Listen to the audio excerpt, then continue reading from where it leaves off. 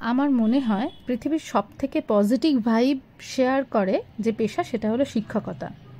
নেশাটা যখন পেশা হয়ে যায় তখন সেখান থেকে পাওয়া নেগেটিভ ইম্প্যাক্ট সব থেকে কম। আর এখানে ইন্টারাকশন 90% ছোটদের সাথে, যারা নিজেরাই পজিটিভিটির একদম ভান্ডার। যত মন খারাপ হোক, দুঃখ হোক বা অশান্তি, শুধু এদের পরশমণির ছোঁয়ায় সব ভুলতে পারি আমরা।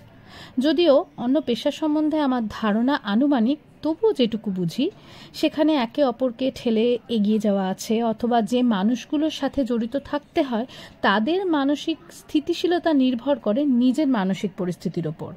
ব্যাংক বা কারেন্ট অফিসের লাইনে দাঁড়িয়ে চিৎকার করা মানুষগুলোর অস্থিরতা অবশ্যই ব্যস্ত করে তোলে পরিষেবা প্রদানকারী মানুষকে।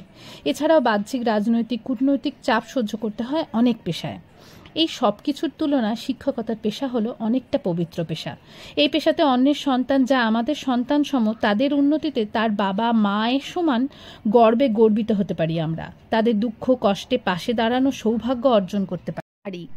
তাই ভালো মন্দ যাই হোক, আমরা ছিলাম, আছি, থাকবো তোমাদের পাশে।